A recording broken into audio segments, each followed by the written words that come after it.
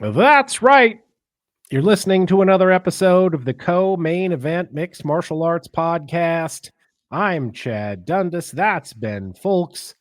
We're both longtime MMA journalists, and for the last 13 years, we've been meeting here every week to break down all the action in the wild, weird, and occasionally wonderful world of mixed martial arts.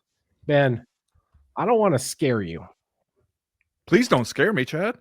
I know it's spooky season and Yeah. all, and I don't want to frighten you. We're just starting out here, but I feel like I have an obligation to tell you that this is episode 666 of the Co-Main Event Podcast. Hell yeah. Touched by the beast. Uh-huh. Yeah. You know what? See, I had already gathered up some small animals I was going to sacrifice later on my free time. That's just for my personal business. But now you say that. You want me to go out there? You want me to get a few pigeons, a couple squirrels that I've gathered together, draw up a pentagram on the floor, light some candles, get freaky with it? Yes. Yeah. Get freaky with it, I think is the way I would describe Satanism in general. Was your childhood ever touched by satanic panic? You know, I remember it being a thing I was generally aware of in the culture. My only real firm recollection is I remember one of the kids on the elementary school playground, I believe, found one of those religious flip book kind of things. Not quite flip book in the animation sense, but one of those like black and white kind of comic strip books that you'd flip through that warned how we were all going to go to hell and our skin was going to melt off and our eyeballs were going to pop out and stuff, which, for like a group of fourth graders, it made an impression on us. Yeah. For a brief time, I think we were all pretty concerned about eternal damnation and the being surrounded by Satanists and everything. But then, I mean, Metallica dropped the Black Album a couple years later, and we went, "Fuck it, it's worth it." I remember when I was growing Rust up. in Peace, when got Megadeth's Rust in Peace down there at Hot Topic, and we're just like, well, you know what? There's a price to pay for every good time. I remember growing up in Montana, there was always rumors of Satanist activities out in the woods, just like sacrificing cats and maybe humans. Who knows? Out there in the woods. Pretty big leap to go from cats to humans, I'd think. I mean, we were kids, man. Okay. Logical leaps is kind of our thing back in those days. I do still think every once in a while about when we did one of our movie club things on the Patreon and I made you watch The Witch. And it might be the most bitter disagreement we have ever had on any topic ever. How much I love The Witch. I'll rewatch it every Halloween season. I'll go back and rewatch The Witch because I enjoyed it so much. And you hated it. You hated it so much. You know what? Now that I'm a couple years, I guess, removed from it, I don't hate it in my mind quite as badly as I hated it like when I first watched it. I feel like with some distance between myself and the actual product that was The Witch, maybe I can appreciate certain things about it that I didn't appreciate at the time. But it sucks. I really hated it. So what time you want to come over and rewatch it, give it another try? You think I should give it a second chance? I mean, I feel like Black Phillip just had a certain charm that you didn't appreciate the first time around. It's just such a slog, man. All the way through. It's a slog. You know what? You were a slog. It is also, I think, fitting that this episode of the Co-Main Event is touched by the beast because you just got married. You got married last Friday. This was your first weekend. What a connection to draw. Of married life. Well, you've been married like 4 days. How's it going? You know what? I don't want to jinx it, but it's going pretty well. You guys made it for the first 4 days? So the first 4 days were a breeze, man. Now, just sailing right through it. The big homie BK was already living at the house. Right? Yeah. You guys had already moved in together. So is there a change? Have you noticed a change in the air? She has enjoyed really annoying the hell out of me by saying things like when we got takeout for dinner last night and she was just like, this is our first takeout as a married couple. You realize that? And like a lot of stuff like that. Like I got a text this morning about how it's our first Tuesday as a married couple. So, once you saw that was annoying me, there was no chance she was going to slack up on it. So, other than that, though, it's been pretty smooth sailing. We enjoyed having a good time with all our friends. You came to the ceremony. You wore the scorpion bolo tie. Yeah. It was just great to have that in the building. I don't know if I'd quite call it a novelty ring, but it did throw the justice of the peace for a loop once he Yeah. saw the ring that I chose to get married with. So that was its own kind of journey, but I think we all had a great time. Yeah. Would it have a tiger head on it? It was a tiger. Yeah. Rubies for the eyes. Think of how many marriages that JOP does every day, every week of his working life, and he had never seen a ring like this before. It had never even occurred to him that someone would get married with a ring like this before. It knocked him off his game a little bit. He struggled to readjust and find his footing again. That's one he's going to remember. You know what? I would be proud if I were you that's one he's going to remember. He probably doesn't remember a lot of weddings that he does. That's true. That's very true. We do have MMA stuff to talk about this week. We went down there to Rio over the weekend. Charles Oliveira got a pretty dominant win over Mateusz Gamrot. So I think we will talk a little bit about that in this show. We will also look ahead to this weekend's UFC Fight Night, where we go in the exact opposite direction up there to Rogers Arena, granddaddy of them all in Vancouver, British Columbia. And Rainier de Ritter is going to fight Brendan Allen in the middleweight main event. So we do have legitimate stuff to talk about. First, though, Ben, do you want to hear a story about the amazingness of the CME community? You know that I do.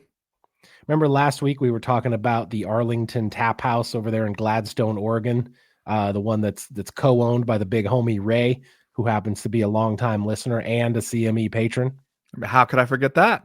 That's the place, if I recall right, that shows most of the UFC events. For example, this weekend, they'll be showing UFC Fight Night to Ritter versus Allen, while they serve up beer and wine and cocktails and have food from multiple food trucks. That's the one. It is a great place to watch the fights or football or the baseball playoffs. Hell, they'll probably let you watch basketball in there if you're lucky. Anyway, last week we had our conversation about the Arlington Tap House, and I'd say maybe like 1 or 2 hours after that episode of The Proper dropped, I got a message from the other homie, Michael, who helps us out sometimes over on the Patreon page, and he was like, OMG, the Arlington Tap House is like 3 blocks from my house. Get the hell out of here. No, I'm serious.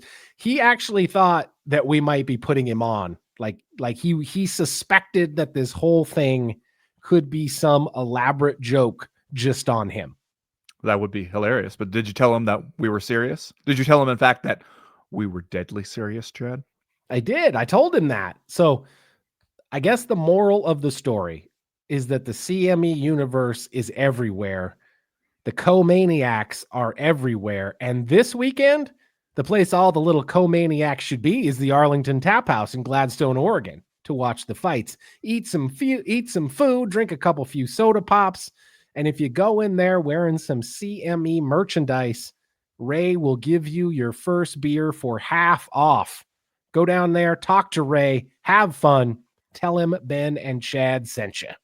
Damn, that does sound like a good time. Just to be clear, that is the Arlington Tap House, 140 West Arlington Street in Gladstone, Oregon. Check them out online at 140warlington.com. Ben, Charles Oliveira kind of beat Mateusz Gamrot's ass in this fight. He wore him around like a button. He wore him around like a hat is what he did en route to a second round face crank / rear naked choke kind of thing, submission. This is one of those things to me. A guy like Chucky Olives has been around so long, and he has been around for a long ass time in the UFC, uninterrupted since 2010. He's 15 years into this shit, Ben, into just being in the UFC. We saw him climb to the mountaintop a few years ago and, come down the other side, lose the belt lose the interim title fight to Islam Makhachev. And since then, he's been kind of a vacant title fight. I'm sorry, I said interim. Lose the he Yeah, that's lost the the one, right? He was the reigning champion, but he yeah, missed weight, and that was that's a whole right. weird one. He got stripped for missing weight, and then he lost what would have been a title defense, but a fight for the interim lightweight championship against Islam Makhachev at UFC 280. And since then, he's been on a win one, lose one streak that includes a split decision loss to Arman Sarukian and that first round knockout by Ilia Topuria at UFC 317 in June. And so, not to infringe on Ariel Helwani's gimmick, but this is kind of y'all must have forgot win for me, for Charles Oliveira, because like I said, guy gets to the mountaintop, gets down on the other side of the mountain. Maybe we forget how good he actually is. Then you see him go out here and just beat Mateusz Gamrot kind of from pillar to post until he finally gets the stoppage here. And it's just a reminder of like, wow, this sounds obvious, but Charles Oliveira is really fucking good. Yeah, I also think it's easy for us to get the wrong idea when we look at just, how much pink is on the Wikipedia page. How we just see the losses in the category. Because you're right. Anytime you get a guy who was a champion, now getting into his mid-30s, and he's on win one, lose one trajectory, we start to go, all right, we've seen the best. Now we're just going to play out the string in a gradual series of diminishing returns. But then when you look at the actual losses and who he lost to, because, that one to Islam Makhachev, he was the best lightweight in the world at the time. Then you come back, he sort of beat the brakes off Beneil Dariush. That Arman Sarukian one at UFC 300 was a little bit of a diddy, though, kind of loss, because that was one where it felt like it was a 3-round fight on the stacked UFC 300 card. Could have been a main event for a lot of other things, which would have made it a 5-rounder. And you got the sense if that was a 5-rounder, Charles Oliveira might have been on his way to winning that one. Maybe if the judges just prioritized different stuff, he would have won that one. Then he came on there, put it on Michael Chandler, getting knocked out by Ilia Topuria. I mean, yes, it was a bad knockout and the worst knockout really in a career that had not really ever seen him get flatlined like that. But it was also against Ilia fucking Topuria, who, as we've seen, is real, real good. That boy's good, Chad. So you come off of that one, people are telling you, hey, you should take more time. We were a little concerned about his brain health, especially when it was first, the matchup was Oliveira and Rafael Fiziev. And then, Fiziev falls out. Mateusz Gamrot steps up to take it on relatively short notice. And the way Oliveira just went after him in this fight, that was one of the things that made you, at least for me, reminded me, oh yeah, Charles Oliveira still beating a lot of 155-pounders out there in the MMA world. Don't matter if he might have lost to some of the best in the sport. Don't matter if he might be 35 years old. He's still beating a lot of these people's ass if you give him a chance. And the aggression with which he was going after it, like there was just kind of not a single moment in this fight where Mateusz Gamrot was the one getting to decide what we were doing. Even though he got a takedown early on, and you kind of go like, all right, well, hey, it looks like he's about to exert his will, at least to some extent. And when they hit the mat, there wasn't really a moment where he was the one in control, even when he was on top. Because Charles Oliveira's guard, man, is just so aggressive. He's constantly attacking. He's constantly making you fend off stuff. He is going after that omoplata. Gamrot goes after some leg lock stuff, and he just uses that as an opportunity to go bottom to top. And it was like you could just kind of see him looking at Mateusz Gamrot at that point and being like, did this go how you thought it was going to? When you came out here right away in the first minute and went for a takedown? Like, I don't think it did. And by the time he locked on that face crank, it almost felt like Mateusz Gamrot was being like, I could keep fighting this thing. It's not exactly a choke, but also it does feel like that even if you get out of this one, the dude's just all over you. And there's just not a whole lot you can do to stop him. Yeah, tough order, I think, to fight Charles Oliveira on short notice like that. And in Rio, yeah. And Charles Oliveira seemed to know that and came out there and kind of put it on him from the start, as you mentioned, being very aggressive and taking every second of this fight. In retrospect, might not have been a great idea for Mateusz Gamrot to take him down in the first round. Charles Oliveira damn near finished him at the end of the first and then came out and got it done in the second. Well, it's not like the shit was going great for him when they were on the feet, honestly. No, no, it never was. It seemed like he shot because he kind of got hurt, and then that didn't go any better. In fact, it went worse for him. Which I don't know. I feel a little bad in a way from Mateusz Gamrot to come out here and take this fight on short notice. We saw how happy he was, right? You saw the internet video of him getting the call while he was in the car, and he was very happy to get this opportunity against Charles Oliveira. Uh, One of the, I mean, remember how we talk about when we talk about Arman Sarukian, we're like, you get why it can't be you, right, Troll Boy, right? Yeah. You get why you can't be the number one contender. Mateusz Gamrot, despite the fact that he has been very good, is worse off than Troll Boy, right? In terms of like nobody giving a shit about him. And so this was kind of his opportunity. If he had beaten Charles Oliveira, maybe we would invest a little bit more time and emotional energy in Mateusz Gamrot, but it just didn't work out for him. Yeah, I still think that this was worth the gamble for Yeah, where he was in his career. I mean, first of all, you know who has a Diddy though kind of victory over Troll Boy Arman Sarukian is yeah. Mateusz Gamrot. Yes, he So, does. and still well behind him in the UFC rankings. I mean, I don't know if these have been updated. Usually, I think they get updated uh, maybe Monday or Tuesday after the fights, but right now you got Arman Sarukian sitting in number 2 at lightweight behind Islam Makhachev. You got Charles Oliveira at 4, Mateusz Gamrot down there at 8. Yeah. And, he has that loss to Dan Hooker, who is above him at 6. You look at the other people who are above Mateusz Gamrot. Paddy Pimblett at 7, Justin Gaethje at 5, Max Holloway at 3. None of those people are going to fight Mateusz Gamrot unless it's some kind of late replacement sort of situation where he jumps in. Nobody else who is above him is looking at him as a potential opponent that would help them do anything. Right.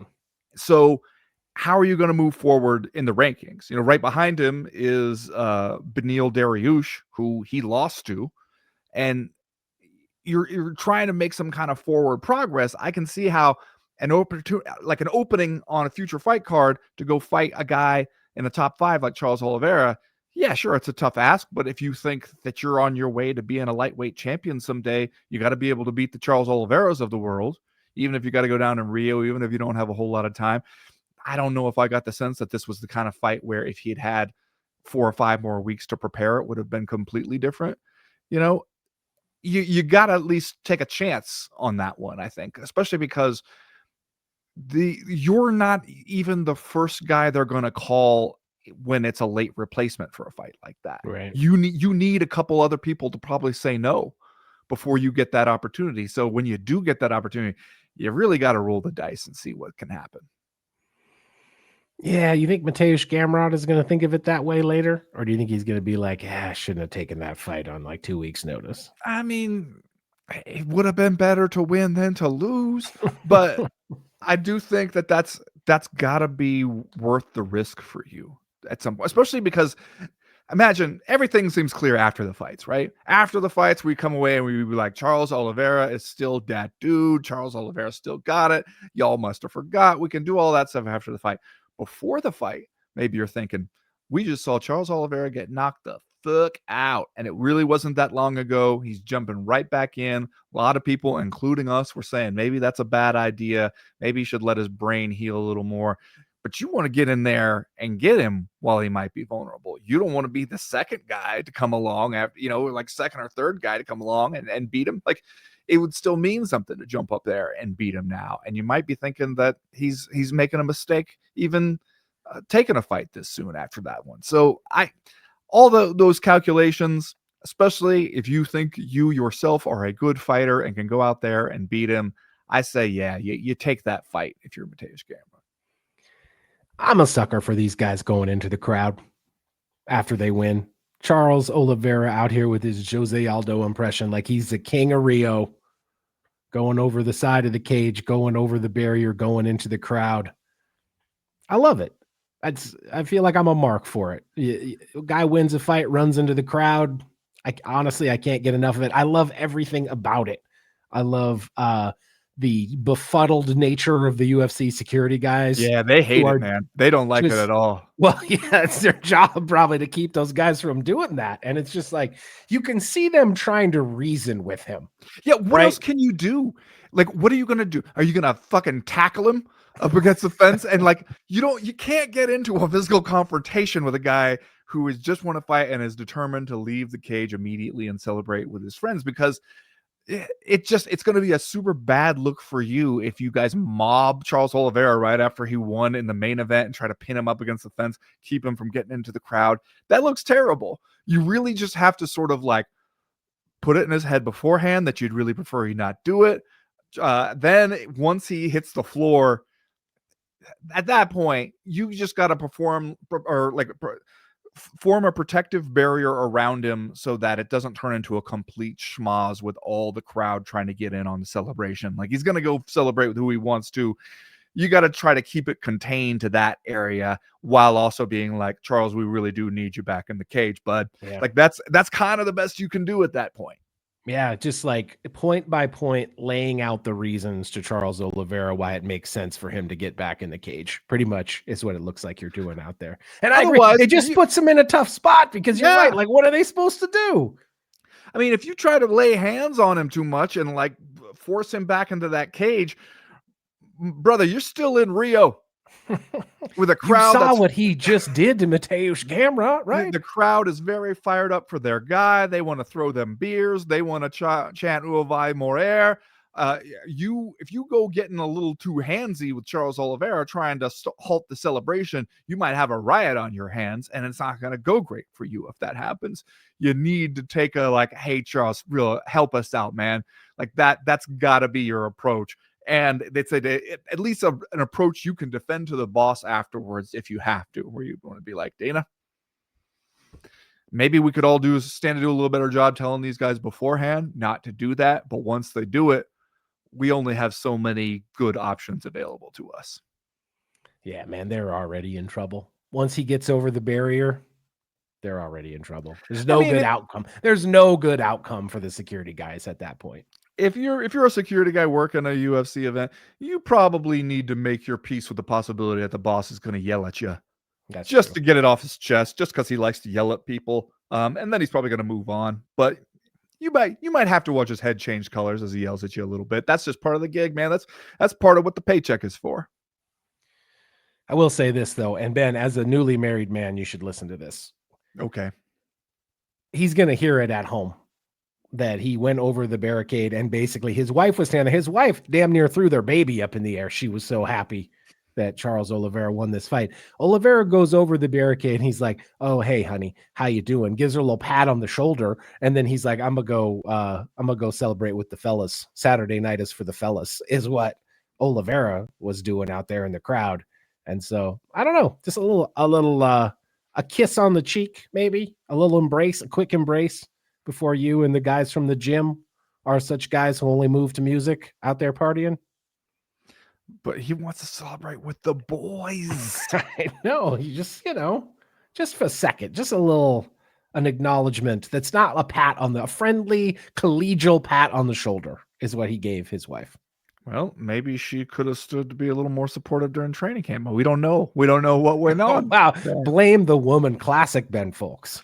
Maybe there's just like more of a history there than what you know going into it. And so he's just like, hey, remember that time when my chicken breasts and rice weren't ready on time? The boys would have never treated me like that. Let me go over here, jump up and down, everybody dyeing their hair and whatnot. Let's go over here and party with the boys. The misogyny just dripping off you right now. No, you're right there. He is probably going to hear a little something about like that's one where you might, you go out to the after party afterwards. By the time you get back, she's got the TV queued up and we're going to do a little film study of our own. You get out the laser pointer, be like, see right here, the shoulder pat. You see what the boys get. Do you understand? Like she just got promoted to assistant vice president or something like that. Do you understand why I might be a little miffed, Charles? Charles Oliveira versus Max Holloway. Give it to me. It's mine. Yeah. Why the hell not? I mean, that is one of those fights that you could kind of make at any time, and I would watch it. It's an interesting style matchup. It kind of makes sense for both those guys where they're at a point right now in the division where you can't say for sure what you would do with them, but they are so high up that you don't want to have them fight up and coming contenders who might be fresh challengers for the champion because, the odds are pretty good. They'll just keep knocking guys off. It might as well have them fight each other. You'd get a crackerjack of a fight from that. There's just no way you have a bad fight when you put Charles Oliveira and Max Holloway in there. You absolutely would. Remember, you're listening to the Co-Main Event podcast proper. This show drops every Tuesday afternoon for free in your timelines and podcast libraries. But if you want even more of the Co-Main Event, you can find Ben Folks and myself all week long over on Patreon. Hit us up at patreon.com/co-main event. Get loads of extra audio and video content, as well as access to our official Discord message board where they're talking about fights and a lot of other stuff literally all the time. Everybody knows by now we're a completely independent podcast. We don't have the backing of a big parent company or even one of the major MMA websites. We're just two guys talking into microphones, and we've been doing it for over a decade. The truth is, though, we can only keep making the show with your support. So if you can spare a few dollars in exchange for a little bit more of your attention, please consider joining the Patreon. Patreon.com/co-main event. Another great way to support the show is by going to co-mainevent.com and checking out our merchandise shop. We got t-shirts, we got hats, we got hoodies, lots more. Stop by and pick up our best-selling Daddest Man on the Planet coffee mug while we can keep them in stock. I got one on my desk at work. That's where my Daddest Man on the Planet coffee mug is. You can get a Dundasso t-shirt or a hoodie, get a Bobby Nuck shirt, get a Volcomania shirt. We got it all. Just go to our website, comainevent.com, and click the link at the top of the page that says shop. As always, we partner with our friend Johnny Ashcroft on the shop. He is a graphic designer from Portland, Oregon. We can't recommend him highly enough. For all your design needs, hit him up at studiosuperconductor.com or on Instagram at studiosuperconductor. And right now, like we always do about this time, let's do a little bit of listener mail. Listener mail.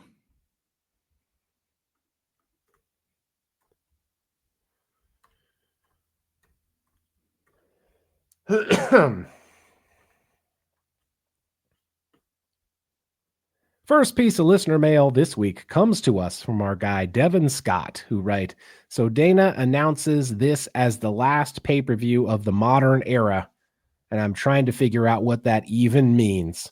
I'm not sure what's actually changing. Then you've got Terrence McKinney tweeting that it's, quote, an honor to be part of it, like he just got invited to sit in the front row while Blockbuster reinstates late fees. Love the dude, but that's a weird flex for a card still hiding behind a paywall. And sure, the fights are good. 2 title bouts, plenty for the heads to get behind, but if this is really the end of an era, shouldn't it feel a little bit more like the finale of The Wire, something that ties it all together instead of just another pretty solid fight night with a cover charge? So what exactly makes this the end of an era? Is it a real transition or just another rebrand to make the same old thing sound historic while they quietly nudge the price up again? I mean, I just have this feeling that we haven't seen the last of the 4-pay extra UFC event. I just feel that way. Even if we're going to Paramount Plus and we're doing the PLEs and all this other stuff, and one cover charge gets you in the door, you get a hold of see the whole thing.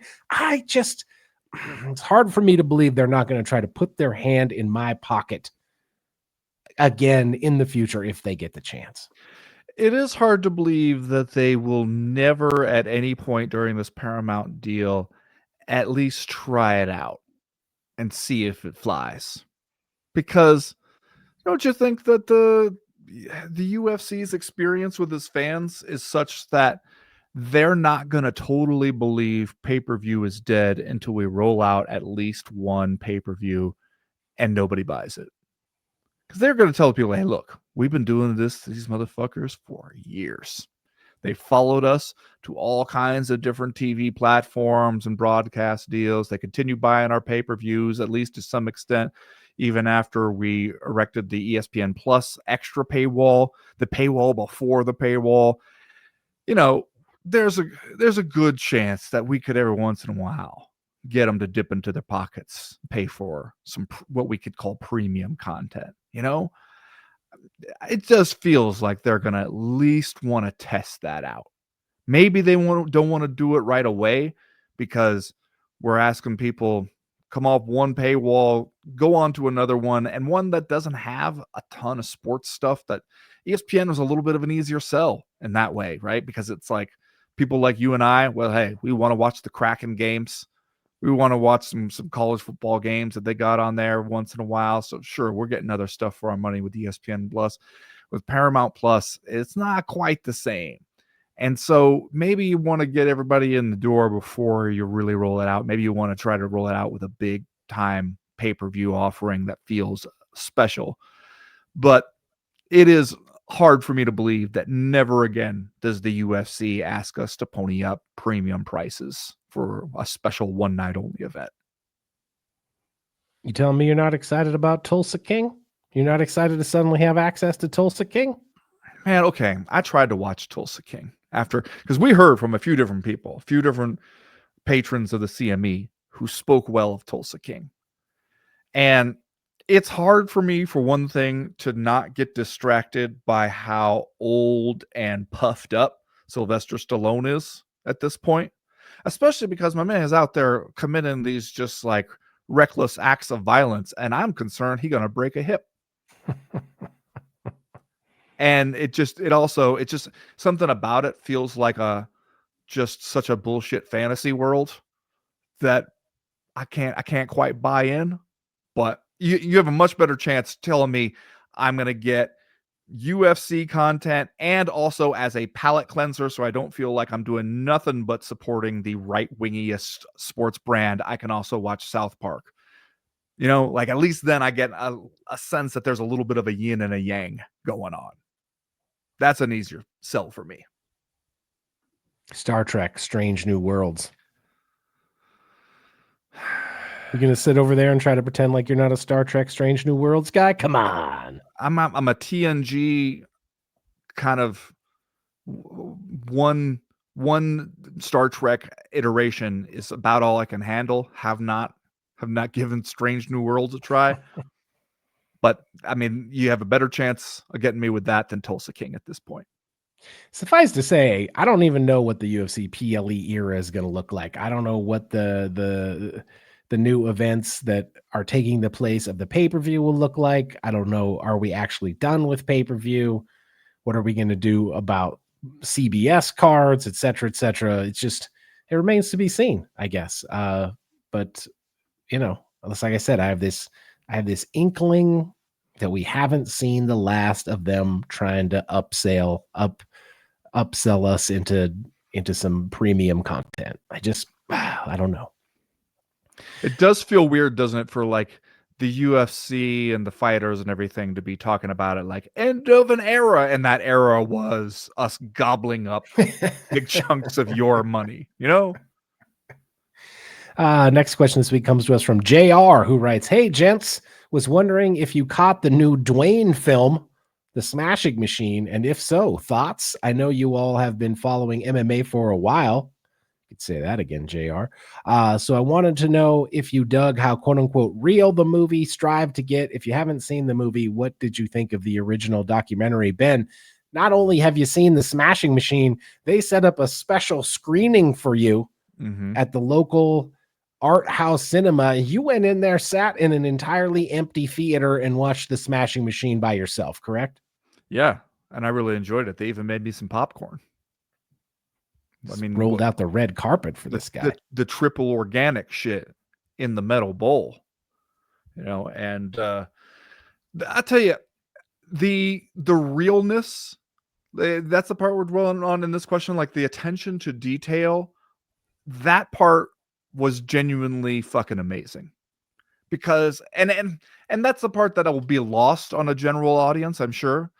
But the way the Pride ring looked, the way that we're constructing sort of some of the backstage scenes at Pride, the fact that they went and found a woman who looked exactly like the woman who was always in Igor Vovchanchin's corner and acted as his interpreter, like that kind of attention to detail did win me over as an MMA fan, because as you're watching it, you're realizing these people give a shit about getting it right, about getting that world right. And that is also part of the thing that is a upside to, hey, we're going to take this existing documentary and then make a dramatized movie that is very closely following the existing documentary. Because, we said when we first heard of that idea, why would you make a movie when we already have that movie? But the upside is, because we already have that movie, if you were not nailing it, both in terms of the look, how the characters are, the sort of narrative arc of the movie, we would know. If you were making a bullshit Hollywood version of the story, we would know, because we saw the real story the first time it unfolded. And the authenticity, I think, is one of the best things this movie has going for it. I think, honestly, The Rock did really well in it. Emily Blunt is always fucking amazing, so it's not surprising that she was really good in it.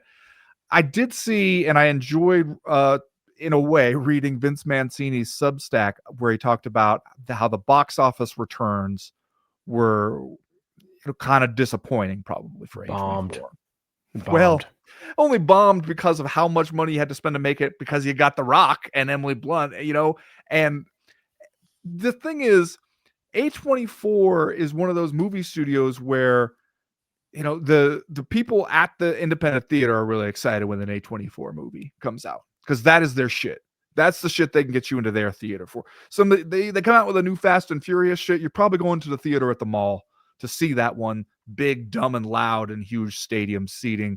A24 comes out with, hey, here's a smart people movie for smart people.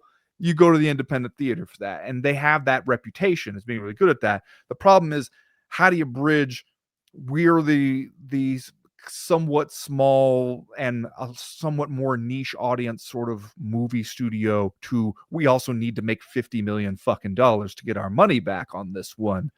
Those two things don't go together that easily. It also seemed like, at least some of the reviews that Vince Mancini was quoting, were people being like, and here he got mad every once in a while at this characterization, but they were like, wrestling movies don't do well. And by that, they included MMA movies. Basically looking at him and even looking at, The Wrestler, the Mickey Rourke joint, Warrior, that kind of stuff, like even the better ones that sort of are in that general genre. And maybe it's just a reminder that it is still a relatively small audience, that the bubble for this still is not huge. Bombed. 5.9 million opening weekend, the lowest of The Rock's entire career. The Smashing Machine is projected to lose between 10 and 15 million. I'm reading this Deadline story about it, and it says, here's the good news. The movie has a net $50 million production cost with tax credits from Vancouver and New Mexico. It won't lose much, estimates being in the $10 to $15 million range. I love the movie business. They're just like, oh, it only lost 15 million? Not a big deal. It's fine. Well, this will not be an unfamiliar possibility to you as a writer of literary fiction at times. What if what we're saying here is, artistically, this is the best thing The Rock has been in, and the best performance he has turned in as an actor, which I would say it is. I haven't seen every single one of Dwayne The Rock Johnson's films. I've seen enough, though. I've seen the ones that kind of matter. This one is the one that convinces you the guy can actually act, and not just as, one or two different characters that he usually does. Like, he's really good in this. What if the best artistic work he did ends up being the lowest commercials, or like least commercially successful film? Would that surprise you, knowing what you know about the arts in America right now? Wouldn't that seem like maybe about right? I wish my books were losing money because of all the millions they had to pay me. I wish that were the case, but you got to be The Rock for it to work out like that. I haven't seen this yet. I am going to have to see it at some point. I will say, I always thought it was a weird thing. Like, I understand why The Rock would be interested in it. I understand that maybe he has the power to just green light whatever the fuck he wants at this point. He owns his own production company, et cetera, et cetera, et cetera. But I always looked at this not only because for those of us inside the bubble, this looked like a shot for shot remake of a movie we had already seen. And we had already seen the real thing. We didn't need to see The Rock pretending to be Mark Kerr. But I just looked at it and I thought, who would want to see that? Who would want to see that who's not an MMA fan? And maybe the answer is not very many people. But I'll say this, my friend Daniel, my friend and coworker Daniel, who works in the cubicle next to me at my job, not an MMA guy, knows nothing about MMA. He saw the Smashing Machine and he fucking loved it. Really? Yeah, he thought it was amazing. He thought The Rock did a great job, and he loved the whole movie. He thought it was terrific. So, if he's our focus group, maybe the people that are taking the time to go see this are having a good experience. And he didn't know any of the stuff going in? No, I don't think so. That's because there's some aspects of how closely it followed the documentary that I wondered how they would read to an audience that wasn't familiar with the documentary. But that is kind of encouraging to hear that, because what we're really saying with the box office numbers is not that people didn't like the movie, it's that they didn't give it a chance. Right. They didn't buy the ticket and take the ride to the movie. They instead, maybe they're too busy over at the Taylor Swift joint, whatever, it didn't get people into the theaters. And one of the things, at least that Vince Mancini, a possibility he touches on in his column, was basically, are you trying to target an audience that has not yet really returned to theaters the way they would have in the past for this? And I think that that's a possibility, because it is, like, for what they set out to do and what they're trying to do, I think that it's a successful movie. It's just like a bunch of people didn't show up to see it. Getting too caught up on our side talking about that kind of seems like when we were talking about how the UFC's ratings or pay-per-view sales or everything, like, that's on you guys to figure out. You guys are the ones spending the millions, trying to make the millions. I'm the one trying to see if your shit is worth my $12 ticket or whatever it is. And this one, if you were at all an MMA fan, I feel like it is. So you should see it. It's also possible that this movie has a second life. People are talking about The Rock potentially getting nominated for an Oscar, maybe even winning an Oscar for this thing. And if that happens, this might be the kind of thing where people then take notice of it and circle back and check it out on streaming or whatever the case may be. And at least the Oscar part seems to be like, maybe he considered that. Maybe it was something that went through his mind. Yeah. Next question this week comes to us from Peg Leg Greg, who writes in to say, Gable Stevenson is going to fight in Mike Perry's Dirty Boxing the day before Halloween.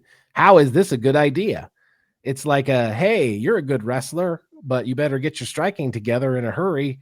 And as an added incentive, we booked you a fight in a thing called Dirty Boxing.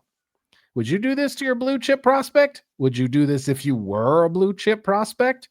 Makes no sense to me.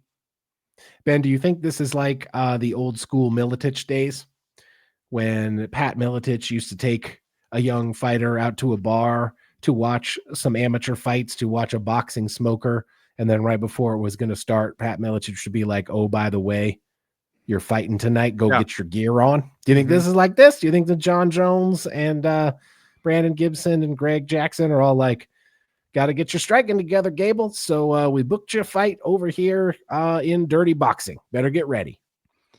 Don't you think it all depends on how good the opponent actually is? Because have you seen this guy? Have you seen his picture? I haven't seen the picture. I invite you to look at the picture. Okay. I mean, you're saying that he doesn't look good getting off the bus? Is that what this is? I mean, I'm just saying, I think if you look at the picture, you'll see that a certain kind of thing is happening here.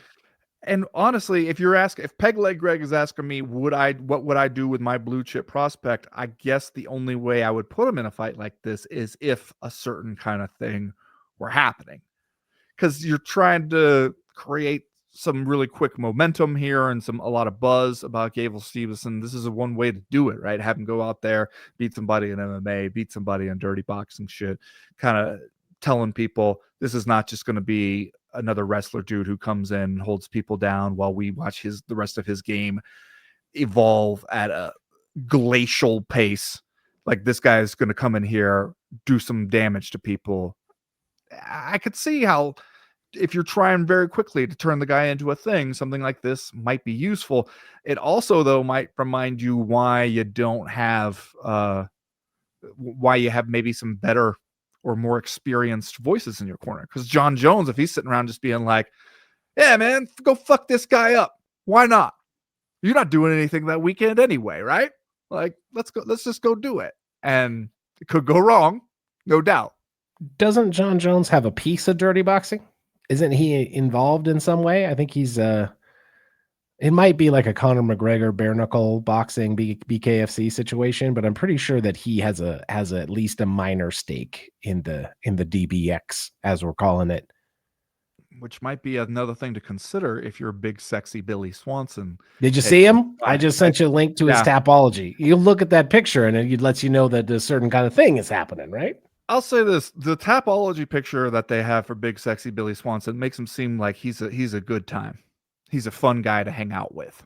Yeah, it definitely maybe in does. small doses.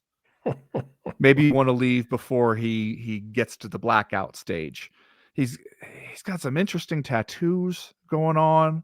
You're right that he doesn't exactly come across here as a physical specimen, where he's coming off a bare knuckle boxing loss to Bear Hill, which he got TKO'd just in August. So it was not that long ago. A Muay Thai loss to Larry Green, which he got knocked out in the first round. Yeah. Okay. Gable Stevenson won a gold medal at the Olympics, and it doesn't look like Billy Swanson got silver. Let's just say that. Next question this week comes to us from Sloth from Goonies. He writes, "Hey, you guys." Wow, you did the voice. See what he did there? Yeah, I see what you did there too, and I appreciate it. Raja Jackson pleaded not guilty to assault. You remember the assault where he's on video attacking and brutally beating a professional wrestler in the ring during a public event in front of a live audience? Pretend the CME consulting service offers legal advice. How the fuck you going to get Raja out of this one? See, does seem like a tough case. Seem like a tough case. Especially they're going, I read this story on MMA Junkie. It seemed like the prosecutors have indicated that they're throwing the book at Raja Jackson, that this isn't one where they're going to be like, yeah, you assaulted this guy, but we're going to let you off with probation. They're going for aggravated circumstance in order to boost his time, the possible time that he could get, like from 4 years to 6 years on this crime. I mean, there is no real advantage to showing up and immediately pleading guilty. That's right? true. Yeah. So why not? Why not? It's not the kind of situation where, they're offering you go home tonight if you plead guilty, and if you plead not guilty, then you're going back into the holding cell until we can schedule you for trial. So there's no reason for him to plead guilty now. It is, though, tricky because you're not going to be able to just go with "I didn't do it." We saw you do it. Do you think that it is we're going to have to hear from an actual defense attorney here, but can you make an argument that, like, I'm a dumbass and I thought this was wrestling? Do you think that you could make that argument? Because otherwise, I don't know what you say here about Raja Jackson. I think one of the things that hurts your attempt to make that argument is that isn't at one point when he's talking on the stream, talking about what he's about to go do, doesn't he say something along the lines of, "I'm gonna go get my revenge for real"? Like, he says something about "for real," and it's tough. It's tough to take a case where the defendant, there's like a 2-hour long video of him plotting the crime in front of thousands of viewers. That is going to be a tough one. Maybe you're just are you trying to like to finagle a plea deal out of this thing? Are you you're just trying to play out the string to be like, hey, are you sure you guys want to take this to trial? Or maybe we get a plea and we wrap this thing up. Yeah, that maybe get them to try to make you some kind of an offer rather than turning this into a whole thing. But they do have you pretty good on the tape. Unless, can we get one of those slick lawyers who can find a reason that the video is inadmissible? Because the Yeah. case falls apart. It's really that's how I mean, does it though? I'd be out there just being like, all right, all we got to do is get this video evidence against you thrown out. The case is a house of cards. Get the evidence What do you thrown think? out, and all the people who were at the wrestling event can't show up and testify. Yeah, no, I mean, it's gonna be a tough one. It's gonna be tough. Roger Jackson, especially if they're inclined. We were talking about how it seemed odd how long it took for them to even arrest him, get him in front of court. And I don't know, maybe that was when we were making the decision about how hard we wanted to go at him here. With the aggravated circumstances, could be looking at up to 7 years in jail. That kind of makes it seem like they're not going to be willing to knock it down to community service if you enter a guilty plea. So probably going to spend some time behind bars for this one. The last question this week comes to us from Tyler Germain, who writes, "My guys, how are we still talking about Ronda coming back?" And my answer to that question is, I don't know. I'm not. I'm not talking about it. Yeah. But you also don't have a big fight coming up at the White House, Ben. It just seems like after everything she said about the extensive brain trauma that she feels that she suffered, even if she wanted to come back, which it seems like she does not, she shouldn't be allowed to after some of that stuff that she said. So the most realistic, and I don't even want to use that word, but the least insane idea I heard was, what if they get Ronda versus Gina Carano? Because basically neither one of them is a fighter anymore. Yeah. And Ronda, you could get her maybe to agree because she'd look at it and be like, I'll get off the couch and beat Gina Carano's ass. Sure. Go ahead. Gina Carano, you could maybe get her because you just be like, hey, they tried to cancel you, bro. Now Trump is like ending cancel culture, and you get to go to the White House and fight and show them that they can't cancel Gina Carano. And she goes like, okay, yeah, fuck yeah, I love that. Like that, I could almost see how we could fall ass backwards into an actual fight booking there. But you know what? The game has moved on. Ronda Rousey was huge for it at the time, but the fighters now are the same way they are on the men's side of the sport, just generally better all around. It is crazy to me that we've got the all-time women's MMA GOAT, Amanda Nunes, coming back, and people are still more interested in talking about these like fanciful Ronda Rousey dreams that they have, because there's no future there. None at all. Even though you prefaced those remarks by saying you're not talking about it, I feel like you actually laid out kind of a sadly possible avenue for that fight to happen. Well, now I regret it. Now I regret talking about it even that much. That's going to do it for listener mail this week. If you have a question, comment, or concern you want to air to the podcast in future weeks, you know how to do it. Go to the website Co-Main Event and click the link at the top right-hand corner of the screen that says email the podcast. That'll get you in touch with us. Right now, we're going to talk a little bit about UFC 323. Some interesting fights announced for that. So we will discuss that right after this.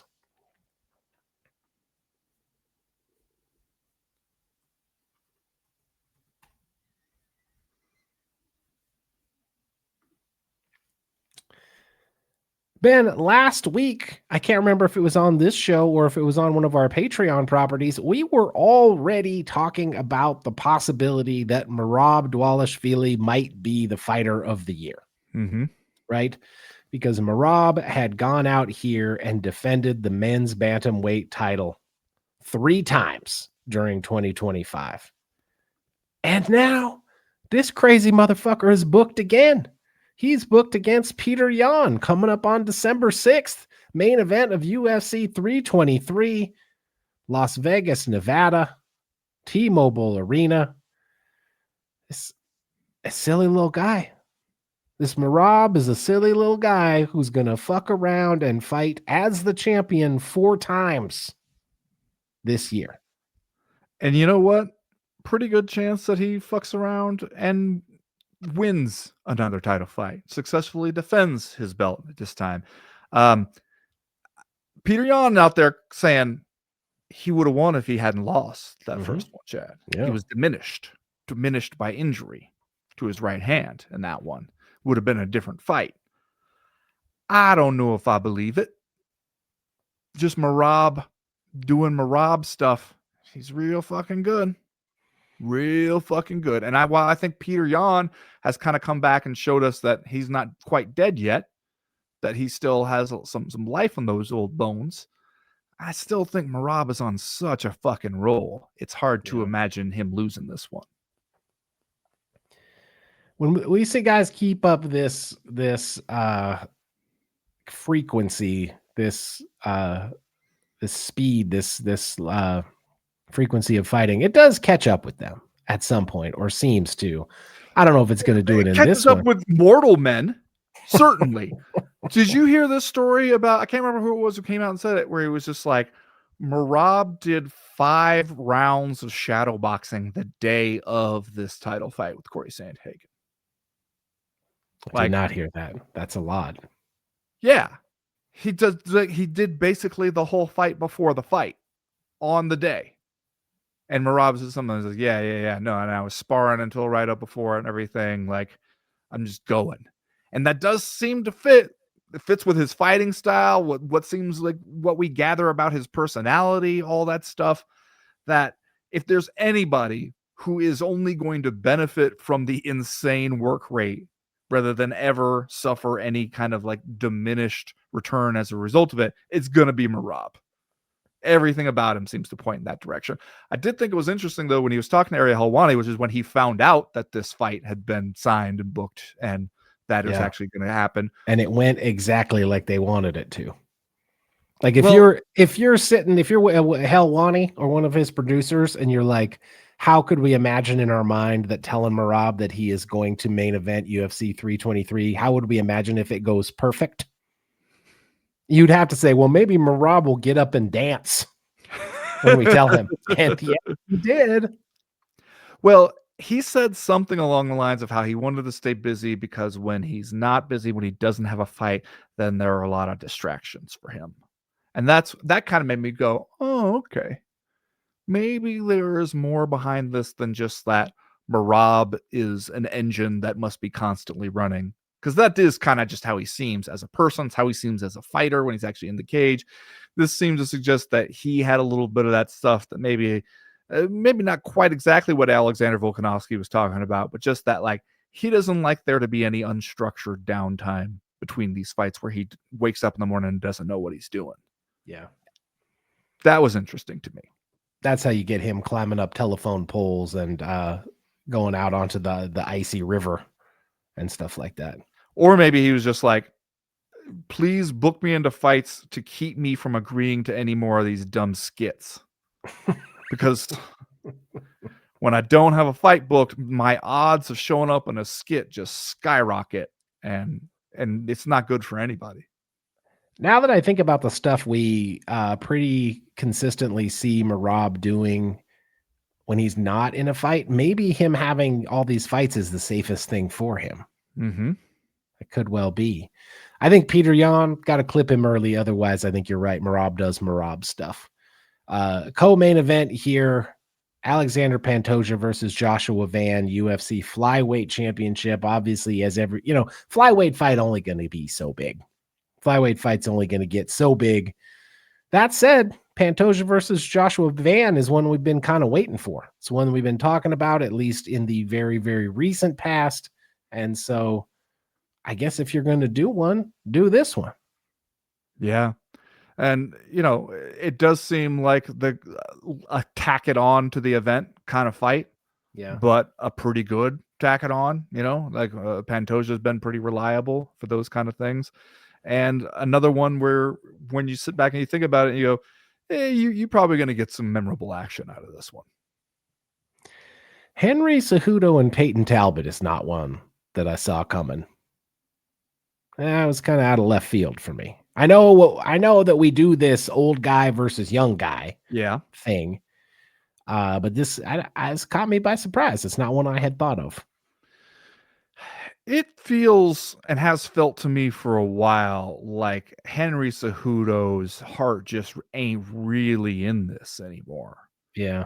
And it does seem like the UFC, while they don't seem to totally absolutely love everything about Peyton Talbot's whole shit, they've got to be smart enough to realize, like, man, Peyton Talbot is getting a kind of media attention and a kind of fan attention that other fighters aren't getting, like just from sectors that other fighters aren't getting it from, because of, so he's a different sort of guy, and that is at least breaking through on some level that your Sean Stricklands are not.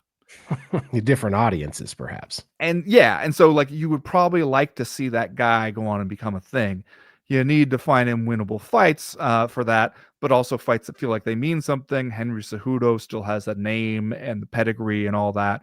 But also, man, I think I told you when I talked to Henry Cejudo before he was going to fight Song Yudong, and the thing he was talking about was various condo properties he has coming on the market and stuff. He seemed way more excited about shit like that.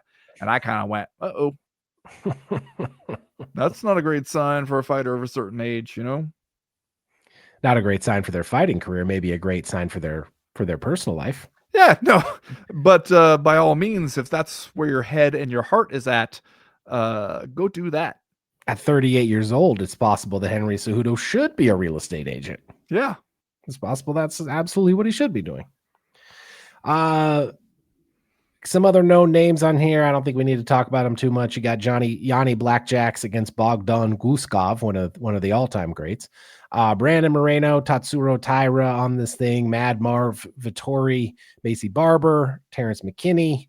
So yeah, UFC 323, the last event of the pay-per-view era, whatever that means, December 6th, coming up at T-Mobile Arena.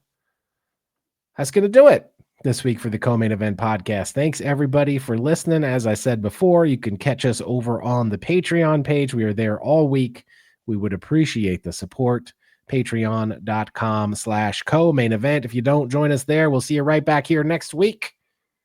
We appreciate it, everybody. As for right now, we are done. We are through. We are out. What do you think Billy Swanson is doing right now? Well, he might be watching video of Gable Stevenson and then deciding he's come down with a mean cough. I don't think Billy Swanson, I don't know anything about Billy Swanson, but see the picture of him. He doesn't seem like the guy who's going to back down from this. He seems like the kind of guy who's he's going to be like, well, I might get my ass kicked, but at least I'll be out there having a good time against a name guy. It's true that there's nothing about at least that one particular picture on the Tapology profile suggests that he's a guy who's doing too much long-term planning. Maybe he's like, hey, man, I already fought Bear Hill or whatever. He's like, I've already been to the mountaintop. They want to send me this Gable Stevenson. That's fine. Just don't send anybody you want back,